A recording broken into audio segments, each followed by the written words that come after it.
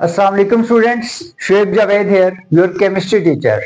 हम 9th class new chemistry 2025 का आगाज कर चुके हैं। आइए हम एक नए टॉपिक का आगाज करते हैं और वो है एलिमेंट्स, कंपाउंड एंड मिक्सचर। हमें इस टॉपिक में सीखना है कि एलिमेंट क्या है, कंपाउंड क्या है और मिक्सचर्स क्या है। सबसे पहले स्टूडेंट्स जान लीजिए कि एलिमेंट, कंपाउंड और मिक्सचर ये तीनों मैटर की फॉर्म है। मैटर एग्जिस्ट करता है एलिमेंट्स की फॉर्म में भी, मैटर एग्जिस्ट करता है कंपाउंड्स की फॉर्म में भी, मैटर एग्जिस्ट करता है मिक्सचर की फॉर्म में भी। हम देखते हैं कि एलिमेंट क्या है।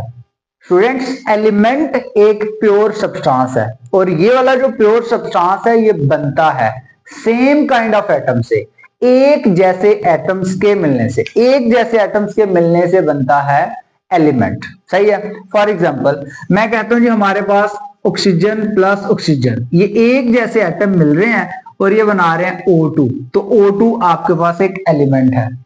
अब इस O2 एलिमेंट को आप ब्रेक नहीं कर सकते। सादा सब्सटेंसेस में फर्दर अगर आप डिवाइड करना चाहो केमिकल रिएक्शन के थ्रू तो आप नहीं कर सकते, बिकॉज ये बना ही सिंपल सब्सटेंसेस से है, यानी कि सिंपल एटम्स के मिलने से बना है। तो इनको फर्दर यानी कि एलिमेंट को अगर आप ब्रेक करना चाहें केमिकल रिएक्शन के थ्रू, आप इसे ब्रेक नहीं कर सकते। अब देखिए स्टूडेंट्स, एलिमेंट एग्जिस्ट करते हैं तीनों फॉर्म्स में और वो तीनों फॉर्म्स मैटर की हैं, यानी कि एलिमेंट सॉलिड फॉर्म में भी एग्जिस्ट करते हैं, लिक्विड फॉर्म में भी एग्जिस्ट करते हैं और गैसियस फॉर्म में भी एग्जिस्ट करते हैं। लेकिन इस दुनिया में ज्यादातर एलिमेंट जो एग्जिस्ट करते हैं वो सॉलिड की फॉर्म में एग्जिस्ट करते हैं। लिक्विड और गैसियस फॉर्म में भी एलिमेंट एग्जिस्ट करते हैं बट उनकी तादाद कम है। अब स्टूडेंट्स देखें, एलिमेंट जो है ये एक मेटल भी हो सकता है, नॉन मेटल भी हो सकता है, मेटालाइड भी हो सकता है और नोबल गैस भी हो सकती है। मैं आपको बताता चलूं कि मेटल इलेक्ट्रो पॉजिटिव एलिमेंट होते हैं, non metal electro negative element होते हैं। मेटालाइड ये वो एलिमेंट होते हैं जिनमें कुछ प्रॉपर्टीज मेटल की तरह की होती हैं और कुछ प्रॉपर्टीज नॉन मेटल की तरह की होती हैं। नोबल गैस केमिस्ट्री में ग्रुप 8A ये सबसे स्टेबल एलिमेंट्स हैं। नोबल गैसेस एलिमेंट जो होते हैं ये एटम्स की फॉर्म में भी एग्जिस्ट करते हैं, ये मॉलिक्यूल्स की फॉर्म में भी एग्जिस्ट करते हैं, आयंस की फॉर्म में भी एग्जिस्ट करते हैं और आइसोटोप्स की फॉर्म में भी एग्जिस्ट करते हैं। तो देखें, एलिमेंट में सिंपल एटम्स भी आते हैं, एलिमेंट में मॉलिक्यूल्स भी आते हैं। सही है, मतलब एटम्स, जैसा कि ये बात हम पढ़ेंगे होमोएटॉमिक मॉलिक्यूल, एक जैसे एटम्स के मिलने से होमोएटॉमिक मॉलिक्यूल बनते हैं, डिफरेंट एटम्स के मिलने से हेटेरो बन जाते हैं। ठीक है, पॉलीएटॉमिक मॉलिक्यूल, बहुत से एटम्स मिलने से पॉलीएटॉमिक मॉलिक्यूल बन जाते हैं। तो ये आपके पास एलिमेंट मॉलिक्यूल की फॉर्म में भी एग्जिस्ट करते हैं, एलिमेंट आयंस की फॉर्म में भी एग्जिस्ट करते हैं। मैं आपको एक दो मिसाल बताता चलूं कि किस तरह से एलिमेंट आयंस की फॉर्म में एग्जिस्ट करते हैं। देखिए, फर्ज करें कि आपके पास सोडियम है, सोडियम एक इलेक्ट्रॉन लूज करता है। जब सोडियम एक इलेक्ट्रॉन लूज करता है तो इसके ऊपर आता है प्लस चार्ज। अब ये आपके पास एक आयन है तो ये एलिमेंट है। सही है, तो ये आपके पास एलिमेंट देखें आयनिक फॉर्म में एग्जिस्ट कर रहा है। अब एलिमेंट जो होते हैं ये आइसोटोप्स की फॉर्म में भी एग्जिस्ट करते हैं। अब आइसोटोप क्या होते हैं? Atom of the same element, एक ही एलिमेंट के एटम्स। सही है, which have same atomic number but different mass number, जिनका एटॉमिक नंबर सेम होता है लेकिन मास नंबर डिफरेंट होता है, वो आपके पास आइसोटोप होते हैं। मैं आपको एग्जांपल देता हूं सिंपल हाइड्रोजन के आइसोटोप्स की। हाइड्रोजन के स्टूडेंट्स 3 आइसोटोप हैं, एक का नाम है प्रोटियम, दूसरे का नाम है ड्यूट्रियम और तीसरे का नाम है ट्रिटियम। देखें, ये एलिमेंट जो है ये आपके पास आइसोटोप, सॉरी, ये एटम्स हैं सेम एलिमेंट के, एक ही एलिमेंट के। इनका एटॉमिक नंबर जो है ये सेम है। देखिए, एटॉमिक नंबर तीनों का सेम है बट इनका जो एटॉमिक मास है वो डिफरेंट है। तो ये आइसोटोप है। तो एलिमेंट आइसोटोप्स की फॉर्म में भी एग्जिस्ट करते हैं। अब आपके पास बहुत सी एग्जांपल्स हैं एलिमेंट की, उसमें हमने चंद एक example according to text book लिखी हैं। सोडियम, Na सिंबल है सोडियम का। याद रखिए, आप लोगों की 9th क्लास का भी आगाज है, एलिमेंट्स को जाहिर करते हैं सिंबल से। सही है, एलिमेंट को रिप्रेजेंट करते हैं उनके सिंबल से। तो जब भी किसी एलिमेंट का सिंबल 2 लेटर्स पे मुश्तमिल हो तो उसमें जो पहला लेटर होता है वो कैपिटल होता है और दूसरा जो होता है वो स्मॉल होता है। जिस तरह ये आपके पास सोडियम में N जो है कैपिटल है और A स्मॉल लेटर है। अगर किसी एलिमेंट का सिंबल एक ही लेटर पे मुश्तमिल हो तो वो कैपिटल लेटर ही राइट करेंगे। जैसा कि पोटाशियम का सिंबल होता है के, उसे मैंने कैपिटल लेटर में लिखा है। उसके बाद मैग्नीशियम की बात करें तो मैग्नीशियम का सिंबल Mg होता है, तो पहला लेटर कैपिटल, दूसरा लेटर स्मॉल। कैल्शियम की बात कर लें तो पहला लेटर कैपिटल और दूसरा लेटर स्मॉल। तीसरे इसके बाद देखें कार्बन है, एक ही लेटर पे मुश्तमिल है और वो कैपिटल ही होगा। सिलिकॉन की बात कर लें Si, ये भी एलिमेंट है। नाइट्रोजन की बात कर लें N2 की फॉर्म में एग्जिस्ट करता है। ऑक्सीजन की बात कर लें O2 की फॉर्म में एग्जिस्ट करता है। क्लोरीन की बात कर लें Cl2 की फॉर्म में एग्जिस्ट करता है। हीलियम की बात कर लें He की फॉर्म में एग्जिस्ट करता है। कॉपर की बात कर लें, इसका सिंबल Cu है। गोल्ड की बात कर लें, इसका सिंबल Au है। और जिंक की बात कर लें, इसका सिंबल Zn है। सिल्वर की बात कर लें, इसका सिंबल Ag है। निकल की बात कर लें, इसका सिंबल Ni है। कोबाल्ट का सिंबल Co है। मरकरी का सिंबल Hg है। उसके बाद ब्रोमीन का सिंबल Br है और लास्ट पे आयोडीन का सिंबल I है। सही है, और ये एग्जिस्ट करते हैं डायटोमिक फॉर्म में। अब मैं आपको बताता चलूं, यहाँ पे थोड़ा सा डिफरेंशिएट करवाता चलूं कि देखें यहाँ पे हमने लिखा है कि एलिमेंट मेटल भी हो सकता है। तो ये देखें, ये एलिमेंट है जो मेटल है, ये मेटल है। चंद एक यहाँ पे मेटल है, सोडियम, पोटाशियम, मैग्नीशियम, कैल्शियम, ये मेटल है। सही है। उसके बाद आपने कहा है कि एलिमेंट नॉन मेटल भी हो सकता है। नाइट्रोजन नॉन मेटल है, ऑक्सीजन नॉन मेटल है, क्लोरीन नॉन मेटल है, हीलियम नॉन मेटल है। सही है। उसके बाद कॉपर अगेन मेटल है, गोल्ड मेटल है, जिंक मेटल है, सिल्वर मेटल है, निकल मेटल है, कोबाल्ट मेटल है, मरकरी मेटल है, ब्रोमीन जो है ये नॉन मेटल है, आयोडीन भी नॉन मेटल है। उसके बाद मेटालाइट। स्टूडेंट्स, ये जो सिलिकॉन है ये मेटालाइट है। इसमें कुछ प्रॉपर्टीज मेटल की तरह की होती हैं, कुछ प्रॉपर्टीज नॉन मेटल की तरह की होती हैं। उसके बाद आप लोगों ने लिखा है कि एलिमेंट जो होते हैं ये नोबल गैस भी हो सकती है। और देखें, ये आपके पास एक नोबल गैस है, हीलियम। तो देखें, मैंने सारी जो बातें यहाँ पे लिखी हैं वो एग्जाम्पल्स की फॉर्म में हमारे सामने आ गई हैं।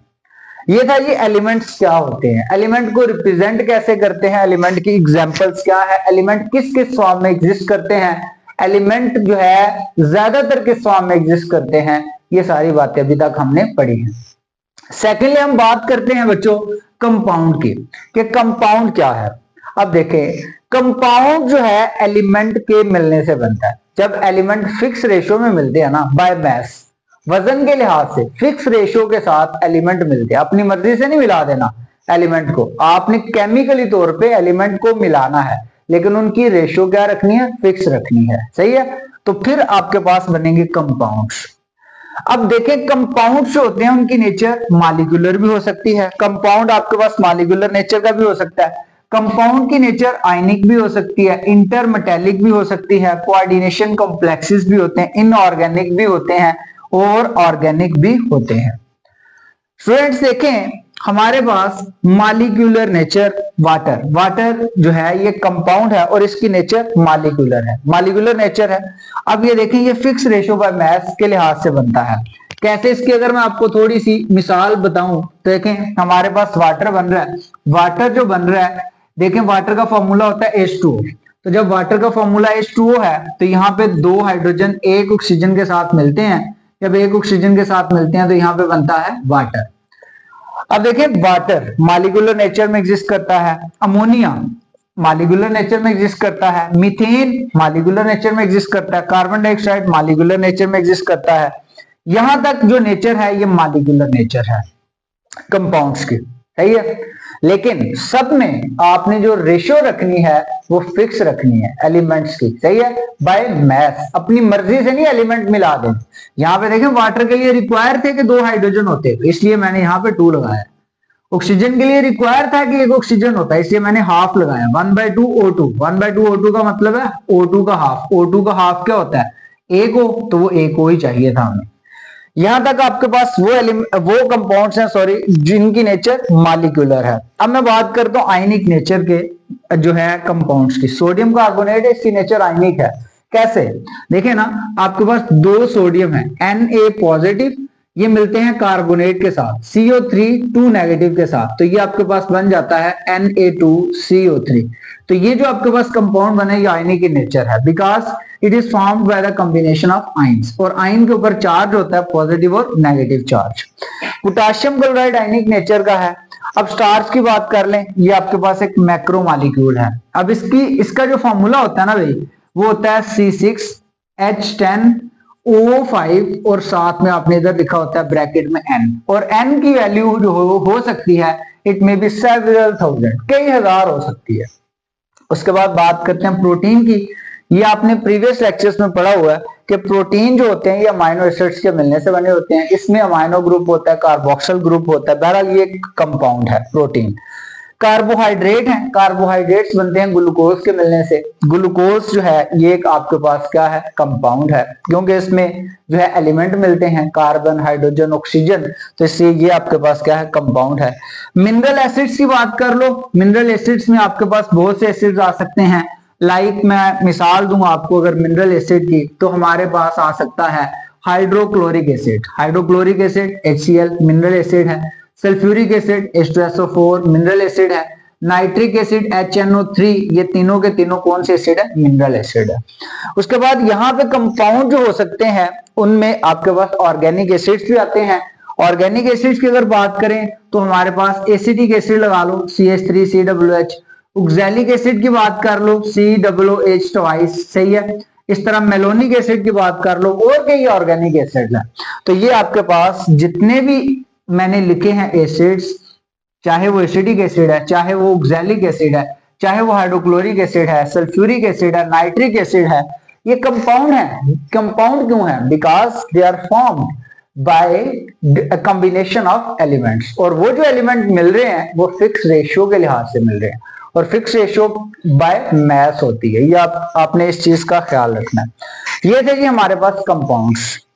लास्टली हम बात करते हैं मिक्सचर की, कि मिक्सचर क्या है। देखो जी, मिक्सचर बनता है जब क्या होता है, एक से ज्यादा टाइप के एलिमेंट या कंपाउंड मिलते हैं लेकिन उनकी रेशियो फिक्स नहीं होती। इस चीज का ख्याल रखना आपने। यहां पे रेशियो फिक्स थी, इधर रेशियो फिक्स नहीं होगी, इधर रेशियो एलिमेंट और कंपाउंड की फिक्स नहीं होगी। फॉर एग्जाम्पल, आपका दिल कर रहा है कि आप मिक्सचर बनाएं, आप कोई भी दो सब्सटेंस लें, दो एलिमेंट्स लें, उनको उठाएं, अपनी मर्जी से, अपनी मर्जी की कॉन्सेंट्रेशन रख दें, तो आपके पास मिक्सचर बन जाएगा। तो मिक्सचर बनता है जब एक से ज्यादा किस्म के एलिमेंट या कंपाउंड मिलते हैं, मिक्स होते हैं किसी भी रेशो में, सही है। इसकी example air is a mixture of various gases, इसमें ऑक्सीजन है, नाइट्रोजन है, कार्बन डाइऑक्साइड है, तो इसकी रेशियो फिक्स नहीं होती। ये गैसेस है ना, इनकी रेशियो फिक्स नहीं होती, इसलिए एयर मिक्सचर है।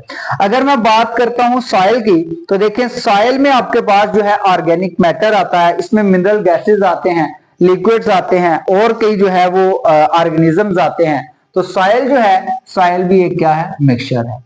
अगर आप मिल्क की बात कर लें तो बच्चों मिल्क में बहुत से एलिमेंट आते हैं, कैल्शियम है, मैग्नीशियम है, आयरन है, तो मिल्क भी आपके पास मिक्सचर है, क्योंकि मिल्क की कंपोजिशन भी यूनिफॉर्म नहीं है, सही है। उसके बाद अगर आप बात करते हैं टैप वाटर की, तो टैप वाटर में जो है कई केमिकल्स हैं, सही है, तो वो उनकी जो रेशो है वो भी फिक्स नहीं है। तो जब टैप वाटर की बात कर लो तो वो भी आपके पास एक मिक्सचर है। अब हम बात करते हैं कि मिक्सचर की टाइप्स की। तो स्टूडेंट्स, आपके पास मिक्सचर की दो टाइप्स हैं आमतौर पे। एक जो मिक्सचर होते हैं वो होते हैं होमोजीनियस, दूसरा जो मिक्सचर होते हैं वो होते हैं हेट्रोजीनियस। होमो का मतलब होता है सेम, जीनियस का मतलब होता है काइंड। ऐसा मिक्सचर जिसमें कंपोजिशन जो होती है वो थ्रू आउट यूनिफॉर्म रहे, एक जैसी रहे, कंपोजिशन में चेंज ना आए, बनावट में चेंज ना आए, वो आपके पास मिक्सचर होता है होमोजीनियस मिक्सचर। मैं मिसाल देता हूं, solution of salt and water. आप नमक लें NaCl, उसको पानी में मिला दें। अब NaCl को जब वाटर में मिक्स करेंगे तो वो आपके पास एक होमोजीनियस मिक्सचर है। आप ये नहीं कह सकते कि इस पोर्शन में जो है नमक की कंसंट्रेशन ज्यादा और अगले पोर्शन में नमक की जो कंसंट्रेशन है वो कम है, ऐसा नहीं है। वो जो आपके पास सोल्यूशन बन गया है, उस सोल्यूशन की कंपोजिशन जो है वो यूनिफॉर्म है, वो एक जैसी है। चाहे आप कहीं से भी वो पानी ले लो, जितनी कंसंट्रेशन एक जगह पे होगी नमक की, साल्ट की, दूसरी जगह पे भी उतनी ही होगी। तो if composition remain uniform through out, then the mixture will be homogeneous। दूसरे नंबर पे हेट्रोजीनियस है, हेट्रो का मतलब है डिफरेंट, सही है। तो ऐसा मिक्सचर जिसकी कंपोजिशन यूनिफॉर्म ना रहे, एक जैसी ना रहे उसे कहते हैं हेट्रोजीनियस मिक्सचर। अब देखें आपके पास हेट्रोजीनियस मिक्सचर की एग्जांपल है रॉक का सैंपल, सही है, चट्टान का सैंपल। और वो जो चट्टान है, रॉक जो है ये आपके पास बनी होती है डिफरेंट टाइप ऑफ मिनरल से, और वो जो मिनरल्स हैं उसमें आपके पास ग्रेनाइट आते हैं, माइका वगैरह आता है, और उसके बाद जो है लाइमस्टोन आता है। ग्रेनाइट में भी कई जो है एलिमेंट्स आते हैं। फॉर एग्जांपल अगर ग्रेनाइट की बात करें, उसमें सिलिकॉन ऑक्साइड आता है, उसमें एल्यूमिनियम ऑक्साइड आता है, उसमें पोटाशियम ऑक्साइड आता है, सोडियम ऑक्साइड आता है। अगर आप माइका की बात करें तो उसमें जो है हमारे पास पोटाशियम एल्यूमिनियम सिलिकेट आते हैं, ठीक है। उसके बाद अगर आप बात करें लाइमस्टोन की तो इसमें ये कैल्शियम कार्बोनेट है, CaCO3 इसका फॉर्मूला होता है। Students, I try my best कि आप लोग इस लेक्चर को अंडरस्टैंड कर सकें। अपना ख्याल रखिएगा। अल्लाह हाफिज।